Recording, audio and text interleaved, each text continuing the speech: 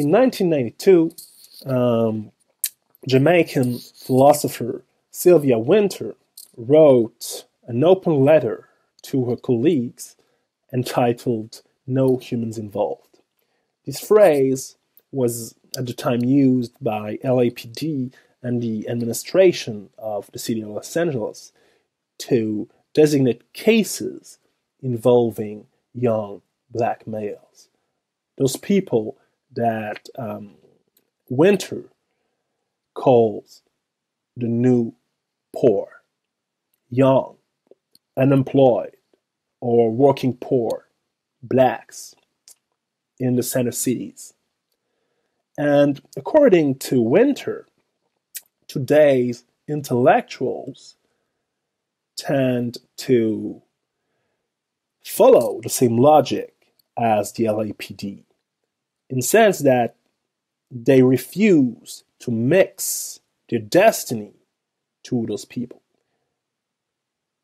Unlike the previous generation, the Marxist generation, who thought that the exploited people, the poor people, were subjects of history, today's intellectuals tend to refuse to think of those new poor, of those young black males, as agents of change.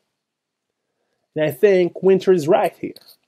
I think it is still the same logic that we tend to use when we try to analyze the COVID-19 situation. Philosophers tend to analyze the virus as a subject of history, but it's not. They prefer to think of the virus as a subject of history rather than think of its main victims as agents of history. What I want to do here is to try to think of black males as agents of history.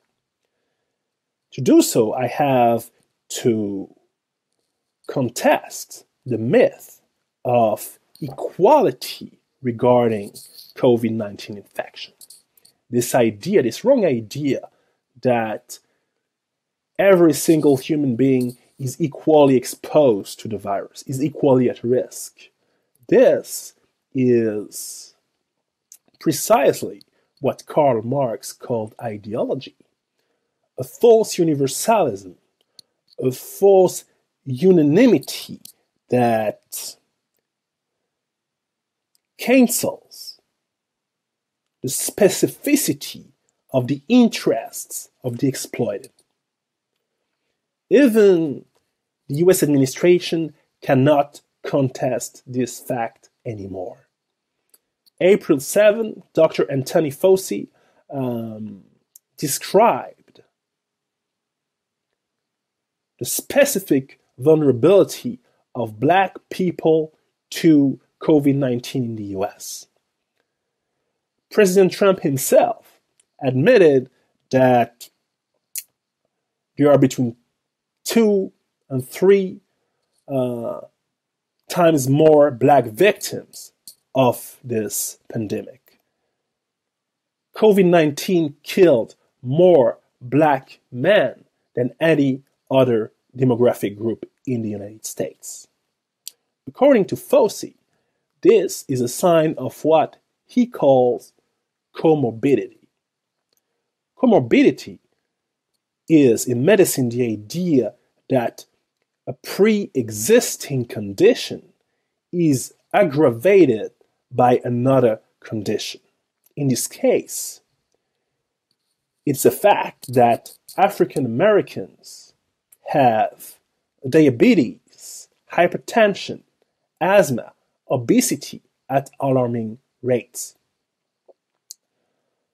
So we have to ask ourselves, why are African Americans so subject to those diseases? But I think this question, even if it's relevant, it's not enough. And I think we should radicalize our thinking and try to understand the very notion of comorbidity in a completely different way. tendency to chronic diseases is just a part of an essential morbidity of Black life in America and the world. As philosopher Tommy Curry showed, there is a specific vulnerability, a specific Black male vulnerability. They have the highest rate of imprisonment, very low rate of social mobility, highest rate in terms of poverty. They are overrepresented among homeless people, people positive to HIV/AIDS. They are, in this very moment, victims of criminalization that prevent them from wearing face masks in grocery stores. They are put out of grocery stores because they're criminalized. People fear Black males.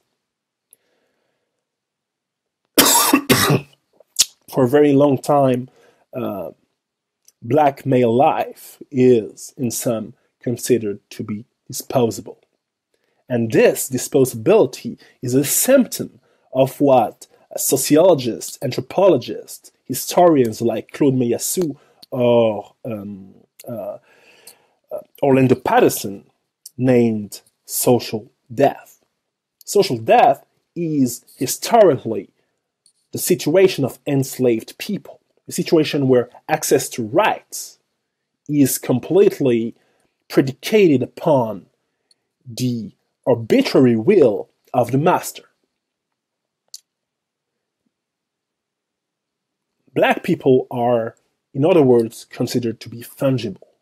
Fungibility is the situation of a good which is consumed when it's used, but which is replaceable with other goods. Historically, the slaves were such forms of human commodities, replaceable commodities, disposable commodities, fungible commodities. This is the true comorbidity.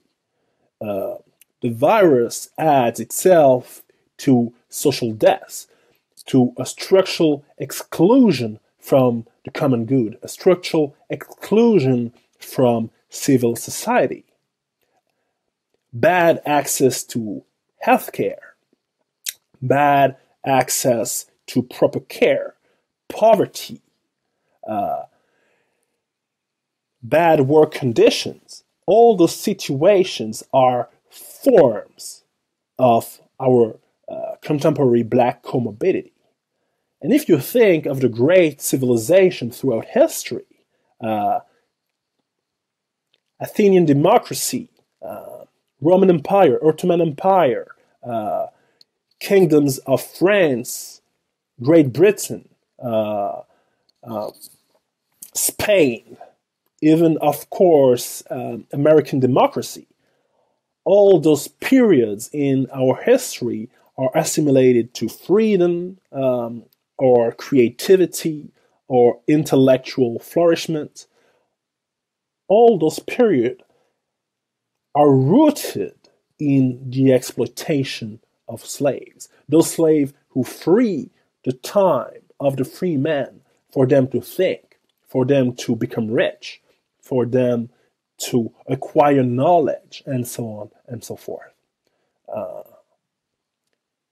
Civilization, freedom, intellectual creativity are deeply rooted in slavery throughout our history. Silently, the work of the slaves is the foundations of society and flourishment. Today, our enslaved people, our slaves are the essential workers, the new poor, the no humans involved, the Black males which are overexposed to COVID-19 related death.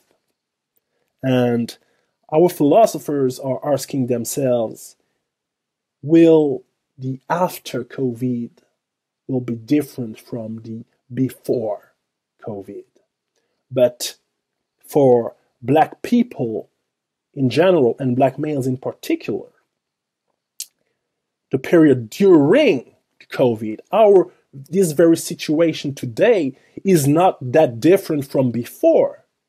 It's not that different from before because many Black people are still working. Many Black people are still exposed to the risk of being infected, or even to a situation where they are forced to work while being infected. So a real change will come when we will say out loud our refusal to be treated as slaves or to be treated as garbage by the rest of the world. But even in this situation, to want change amounts to want the perpetuation of such a society, which is not necessarily a good thing. As said philosophers David Marriott or Frank Walderson, maybe we need a form of deeper interruption of the perpetuation of this society and this world.